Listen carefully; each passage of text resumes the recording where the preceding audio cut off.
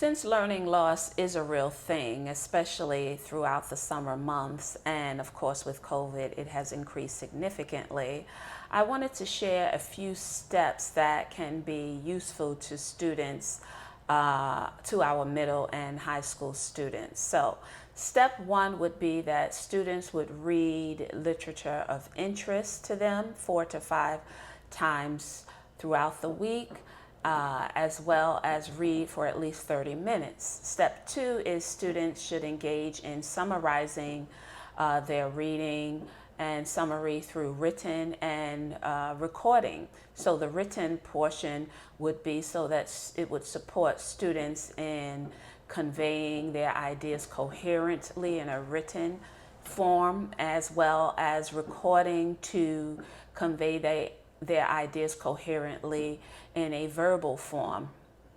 Then students can engage in questioning concepts that are presented in the reading, as well as questioning the author. Fourth, students should engage in researching new concepts that are presented in the reading. Five, students should analyze meaning that students would examine the parts of a concept or thing to determine the meaning of its whole. For instance, they can analyze a character, analyze the character's actions and thinking. They can analyze an event, so examine the parts of it to determine the meaning of the whole. And that is a definition that I've used over the years, actually decades, to support students in understanding the meaning of analysis. Students should also engage in discussions, which families can support through engaging in those discussions with students, as well as providing opportunities for students to engage in discussions with friends and classmates, maybe online. They can engage in those discussions as well as in person. They can engage in discussions around an article that they both decide, that all of them decide to read. They can engage in discussions around, let's say, a TED Talk that they agree to view. So let's go back. Students can and should engage in reading at least 4 to 5 times weekly, at least 30 minutes, and read content of interest. Students can read graphic novels, articles, theater reviews, short stories, fiction, or nonfiction.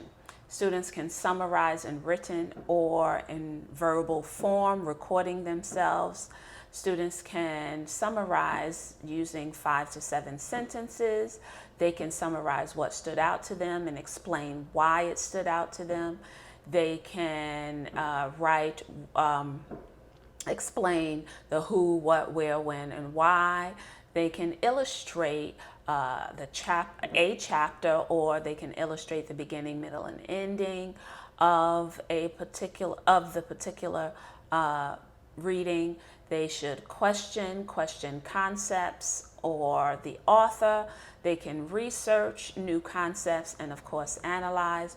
And then when they engage in discussions, they can engage in discussions around language that the author presents. Maybe the author's presenting figurative language, figures of speech. They can engage in discussions around events that happen within the community, globally or nationally. They can engage in discussion around images presented, let's say pictures, posters, television programs, photographs. They can engage in discussions around sports, social media, TED Talks, and articles.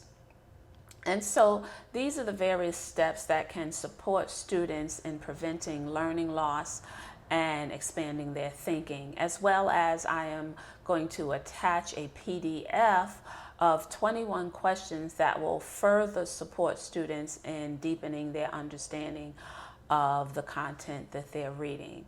So hopefully you'll find some of this to be useful for your students. If so, please share, like, and subscribe to the channel.